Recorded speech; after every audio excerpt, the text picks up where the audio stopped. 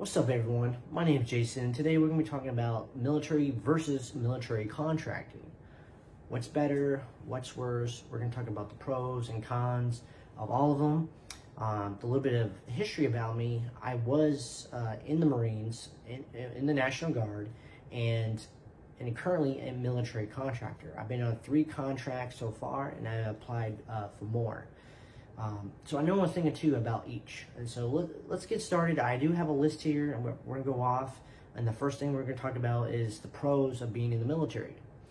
So number one, what's really good about the military is you're going to receive really good training, like top notch. Especially if you're special forces or in like a certain unit, you're going to get some really good training out of it. And you're going to learn skills which you're going to keep for the rest of your life. And you can use it in a civilian job. So, for example, like if you're in the Marines, like me as an artillery cannoneer, you go through boot camp, MCT, and then your MOS school, and you get training while you're in the fleet.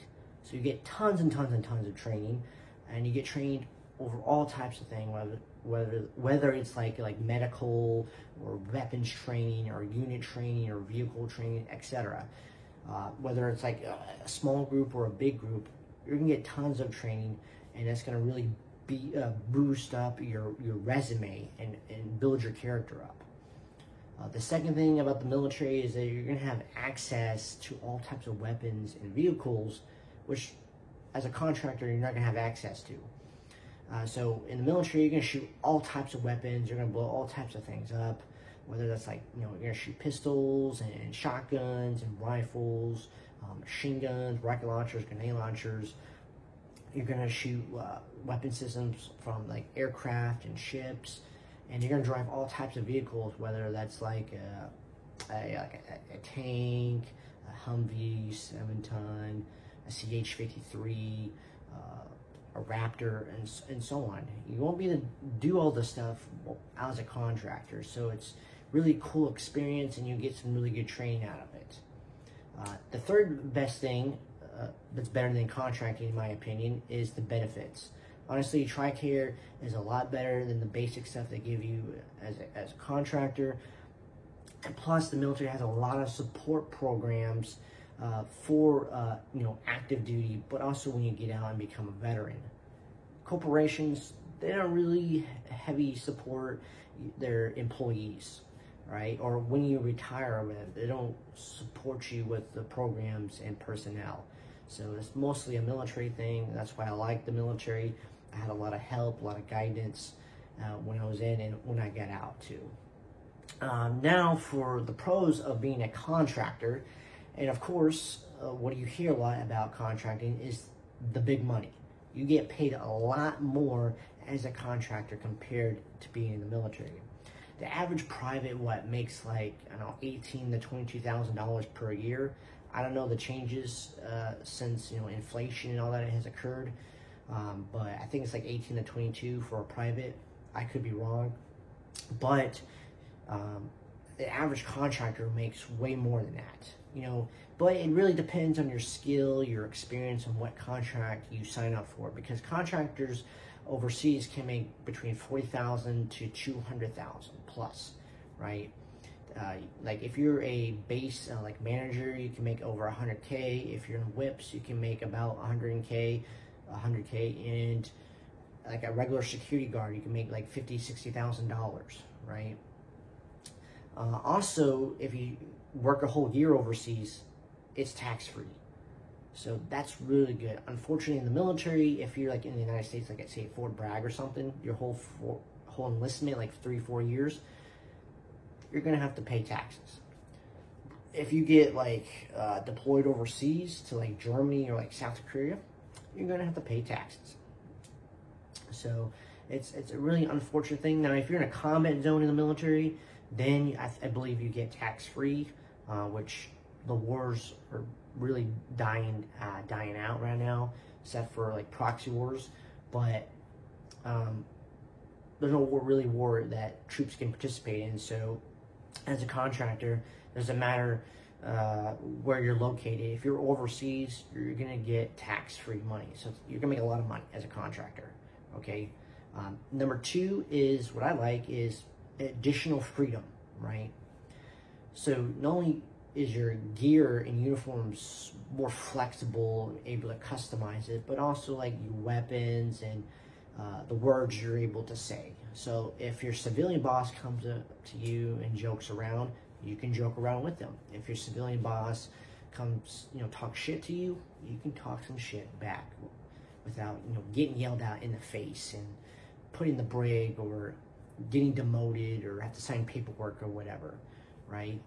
You are a civilian when you're a overseas contractor, okay? So you have that additional freedom and it feels good. But you're still kind of in that military environment. So if you like being in the military, but you want a little bit more freedom, military contracting is where it's at. Number 3 is you have the freedom to leave anytime you want. So you can work 1 month, you can work 6 months, you can work 8 months, you can work a year, which is where the contracts usually last, is about a year, or you can work more than that. So that's amazing, because if I don't like the contract, I can just leave. And the company pays for my travel back, which is awesome. So it's free to travel to there and back. If I like it, I can stay longer if I want. If there's a thing pops up, like a family emergency, and I need to just go home, I can quit and then go home. Now, it's better if you do your 2 weeks before you quit. But however, it's not a huge deal if you just quit out of nowhere, and then they have to book your flight back, which may take a couple days, and then send you home. Now, the cons of being in the military is the restrictions. A lot of you guys hate the restrictions. You have to be very disciplined. Lots of inspections and lots of cleaning. Lots of rules and laws that we all have to follow when you're in the military. It gets really annoying, even a little bit stressful at times. A lot of people get out of the military because how strict it is. We can't say whatever we want. We can't, go home anytime we want. And if we deploy overseas, if bad things are occurring back home, we can't really deal with it, Just really on the extreme cases. But yeah, restrictions kind of sucks being in the military. Number 2 is stressfulness, right? There's a lot of stress in the military. You're constantly moving around, you're away from home, your friends, your family, you're deploying, you might be in combat, and you have like dickhead leaders. It's a lot of stress on your body and your mind. And the reason why I say body is because you do a lot of PT as well. And maybe in combat situations, you have to put your body through a lot of stress. Another thing is, number 3 is you can't leave anytime you want compared to being a overseas contractor. You have to stay there. You signed a contract. You're owned by the U.S. government, and so you're government property. So you have to obey the leaders over you, whether it's higher enlisted or officers, or like an NCO or something. You have to obey them. If you don't, you go AWOL, you can get in some deep trouble and spend time in the brig, and then you have like a dishonorable discharge or whatever. That's just how it is. Now, military doesn't have just the bad things too. Contracting, being a military contractor, has a lot of bad things as well.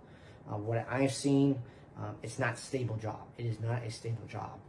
For example, like say in the war in Afghanistan, we had contract jobs. That was my first contract, was in Afghanistan at Bagram. Guess what? We're not there anymore. So these contracts can shift very quickly. It all depends on the DOD and like the commander-in-chief, like the president's policy, whether they want to stay there or pull out. So for example, let's see if you have a contract in Iraq at the U.S. Embassy there. Well, if things get really tough there and scary with Iran shooting a bunch of missiles in there, there's militias acting out crazy, they might pull out all the staff and security personnel at these embassies. Then you don't have a job. You're out of the job. You're screwed, right? So these contracts are not fully stable. Some of them are, like in Kuwait. It's kind of safe there. The military is going to need you like all the time. They have major bases there. So, but like places like in like Iraq and Afghanistan, it's not very stable, and they can move around all the time, or the contracts can be canceled. And also, there's a bunch of companies bidding for these contracts, so you can make $85,000 one year, but another company takes over, so the next year you're making $65,000. So you can get screwed out of these contracts and pay, because it's unstable, right? That's what I hate about contracting. And the second thing is, from what I've seen, is you don't get the best training, right? A couple of contracts I've been on, it was really basic training, like you shoot a Glock or a rifle, go over a few PowerPoints, a half-assed PT test. That's about it. And I think you shoot, like you qual like once a year with a rifle and the pistols, whatever your contract demands. So you're not going to get the best training. Now, if you go to WIPS, you get quite a decent training, but it's nothing compared to the military training. So if you go spend time in the military, you're going to learn a lot. You're going to experience a lot. And what these companies are relying is your experience and your knowledge from the past while your time in the military. So they don't really train you a whole lot when you go over there.